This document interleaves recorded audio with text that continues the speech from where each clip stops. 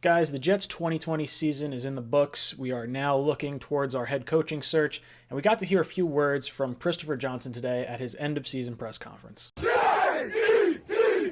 Jets, Jets!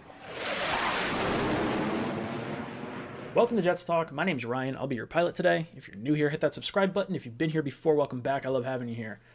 Guys, me, O'Leary, and Greenbean will be going live January 11th, 8 o'clock for the national title game. It's going to be Alabama versus Ohio State. Can Justin Fields duplicate the wild performance we saw this past weekend?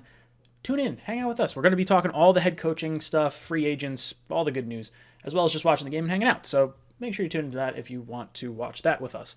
But let's move on to today's video. Let's talk about Christopher Johnson and his end-of-season press conference. There's a few things I want to take note of here. The first thing he brought up, or not he brought up, but someone asked him about, was the coaching structure and would things change? Because right now, you have the GM, you have the head coach, and they both report to the owner, and it's been kind of a pretty highly criticized power structure amongst fans. It's a little odd because it's actually not that uncommon in the NFL. I know the Rams have a similar structure as well, so it's a little weird, but Christopher Johnson came out and said that is absolutely under review. We're going to, consider changing that, so then we'll actually have, assistant coaches, head coach, GM, owner, and everyone's kind of moving in the same direction. So that would be kind of nice to see. The next thing they brought up, and they were asking about what type of head coach they're looking for. Specifically, they said, we're not necessarily looking for an offensive or a defensive guy. We want a guy that can run the entire team, a CEO type head coach, if you will.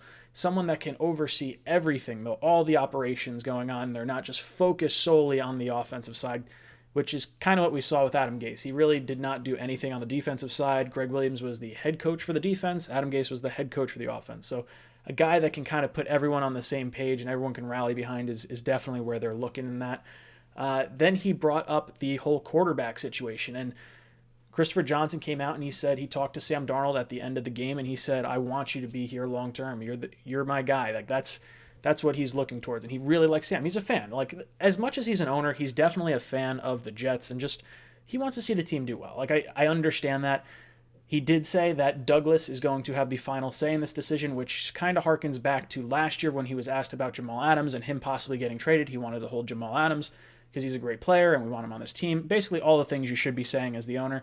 And then Douglas goes and trades him anyway. So we've heard this before. We've heard, hey, Jamal Adams is a lifetime Jet. We've heard Odell Beckham's going to be here long-term with the Giants, and then they get traded. So I don't think this has any sort of bearing on what happens with Sam Darnold. I think a lot of it is going to deal with what Joe Douglas wants, and a lot's going to go on the head coach. And, they kind of bring that up here, that the head coach is really going to have a major part in the quarterback discussion, and it's going to be Joe Douglas's job to fulfill that. The final thing that I sort of took away from this, and he was asked about the fans and wanting to lose, and he understood that in a lost season, the fans are trying to find any sort of hope or any sort of prize that he could have at the end of the year, specifically talking about fans rooting for losses and wanting Trevor Lawrence.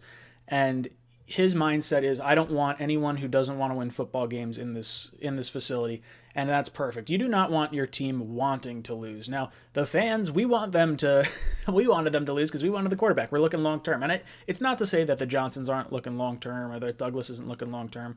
But if you have guys that are actively trying to lose, that's a way harder culture to try and break than just trying to get as many wins as you want. And heck, you know what? The number 2 pick is going to be pretty attractive, and Johnson goes into this too. He says the Jets are going to be a very attractive landing spot for a head coach. We have a ton of cap space in a year that the salary cap is going to go down. We have a ton of draft picks over the next 2 years to really infuse a ton of young talent into this team. This team's going to look drastically different in just a year's time, 2 years' time. It's going to be one of the youngest teams in the NFL. And I'm really excited for it. I think we're going to get a really good head coach, and I don't know. Maybe I'm being naive. I've been shot in the foot so many times over the course of my Jet fanhood, but I firmly believe in Joe Douglas. I believe that the Johnsons are going to give him the tools to be able to succeed. I know they get the final say and they get to write the check at the end and they, whatever. They stamp the mark it with a stamp of approval. I think Douglas is going to pick the guy he wants, and I think we are going to be moving in the right direction. So guys, I'm not concerned about it. I like what I heard from Christopher Johnson today. Let me know your thoughts on the press conference down below. And as always, go Jets.